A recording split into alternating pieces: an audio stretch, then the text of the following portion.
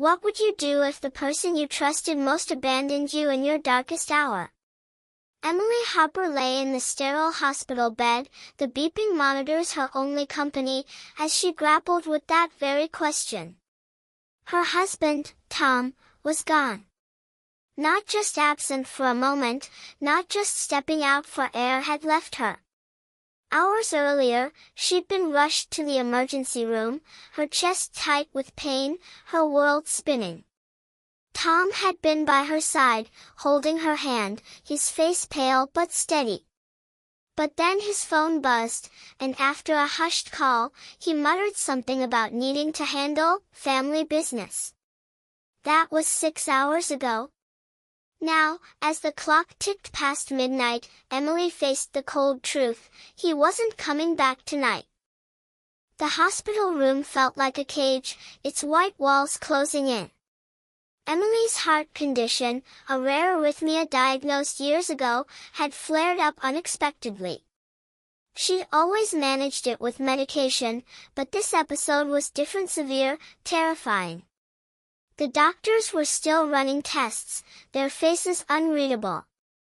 She needed Tom, his quiet strength, his dumb jokes that always made her laugh despite herself.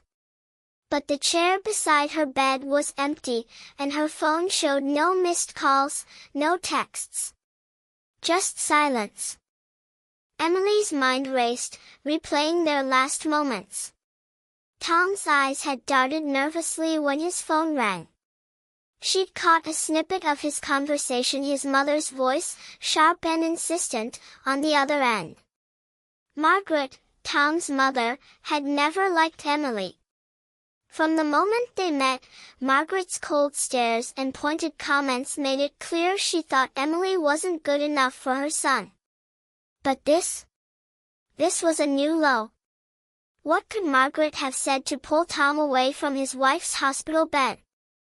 As dawn crept through the window, Emily's pain dulled, thanks to the 4-drip, but her heart ached in a way medicine couldn't fix. She thought of their 5 years together, the late-night talks, the road trips, the way Tom would hum off-key while cooking breakfast. They weren't perfect, but they were real. Or so she thought. The betrayal stung deeper than the 4-needle in her arm. A nurse, a kind woman named Clara with gray-streaked hair, noticed Emily's far-off stare. "You okay, hon?" she asked, adjusting the monitors. Emily forced a smile, but her voice cracked. "My husband, he left. I don't know why." Clara's eyes softened, and she sat down, her presence a small comfort. "People do strange things under pressure," she said. "Doesn't mean they don't care." But Emily wasn't so sure.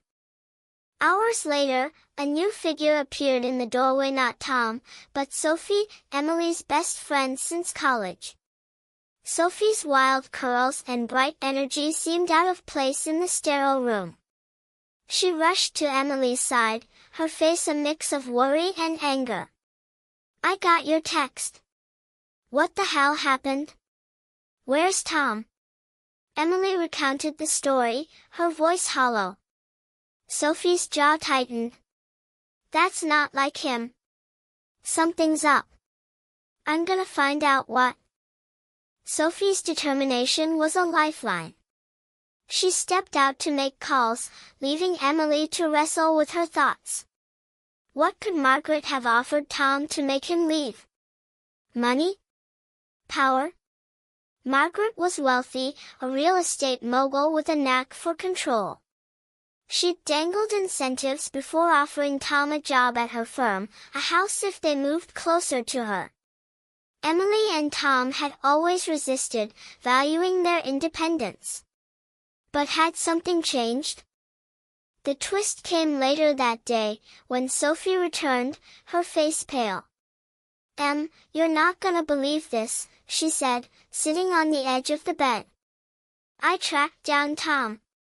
He's at Margaret's house. I got through to his cousin, Jake, who spilled everything." Sophie hesitated, her eyes searching Emily's. Margaret told Tom she'd give him the family estate worth millions if he left you. For good. Emily's breath caught. The estate? It was Margaret's pride, a sprawling mansion she'd inherited, a symbol of her family's legacy. Tom had grown up there, and Emily knew he loved it, not for its wealth but for the memory summers with his late father, holidays before Margaret became so bitter. But to trade their marriage for it? The idea was a knife to her heart. "There's more," Sophie said, her voice dropping. "Jake said Tom's not himself. He's been drinking, pacing, arguing with Margaret. Jake thinks he's regretting it already." Emily's mind spun. Was Tom manipulated, or had he chosen this? She wanted to believe he was trapped, that the man she loved wouldn't abandon her so callously. But doubt gnawed at her.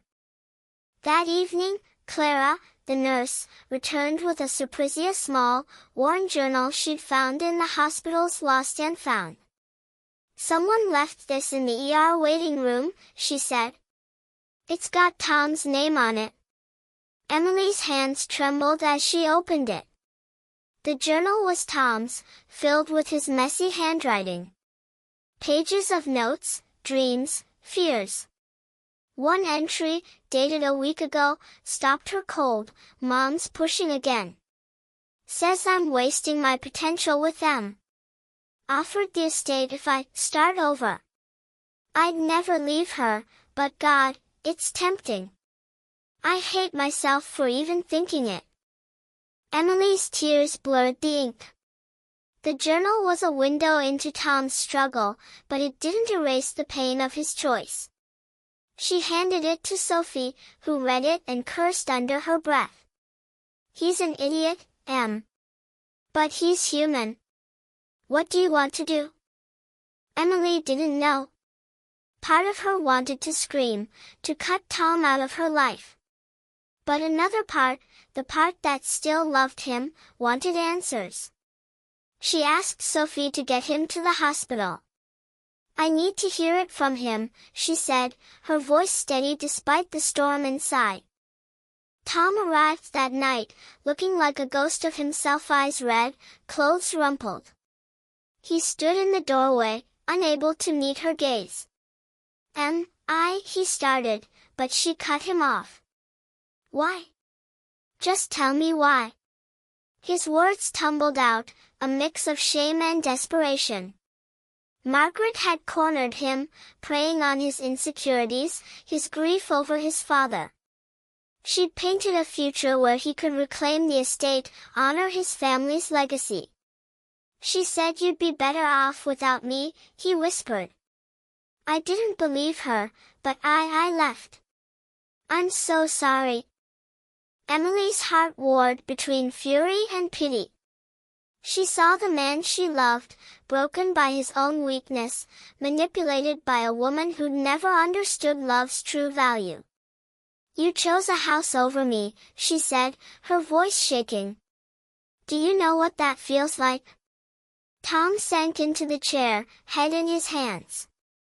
"I don't want the estate. I want you. I was stupid, Em. I panicked." The room was heavy with silence. Emily thought of Clara's words, of Sophie's loyalty, of the journal's raw honesty.